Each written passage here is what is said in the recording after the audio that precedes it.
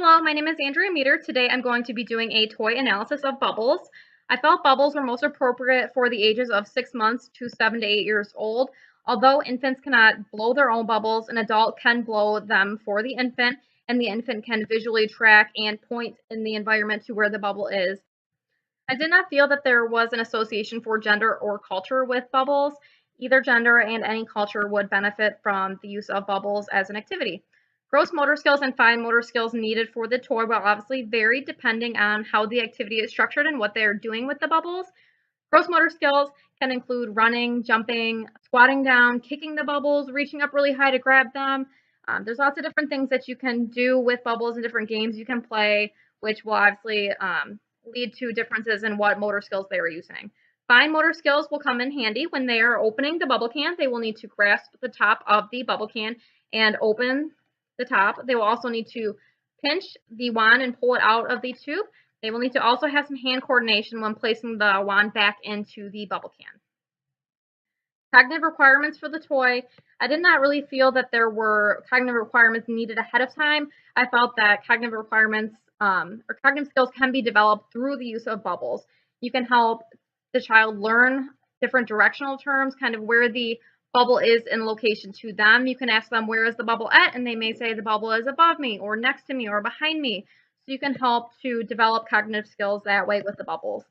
Perceptual skills, I felt that visual perceptual skills were needed for playing with bubbles. You will need to determine where the bubbles are in the environment, especially if you are in a busy background or there's a lot of items in the background, which may be hard to determine and distinguish where the bubble is since they are clear. So if it's playing bubbles with a basic background like a colored wall, it might be a little easier to determine where the bubble is instead of a busy background where it may be harder to track where the bubble is going. Playing with bubbles is a very social activity, so addressing these social, emotional, or psychological aspects that should be considered. They absolutely will be playing with other children, hopefully, and they may need to share and take turns and develop a self awareness and understanding of where they are in relation to others. There are a lot of safety precautions with bubbles just because bubbles can be ingested by children. They can end up drinking them, and as younger children grow up, it may not be as big of an issue, but infants specifically like to put things in their mouth. So putting bubbles or the bubble wand into their mouth would not be safe. So parental supervision for playing with bubbles, especially for the younger ones, is required. The stages of Piaget's theory that I felt related most to bubbles is the sensory motor stage, the pre-operational stage, and the concrete operation stage. I felt that the sensory motor stage could be fulfilled by parents blowing the bubbles for the infants, and the infants could visually or physically track the bubbles.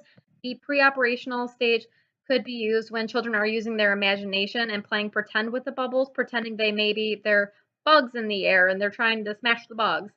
The concrete operations could also be used when children could create a game out of playing with bubbles.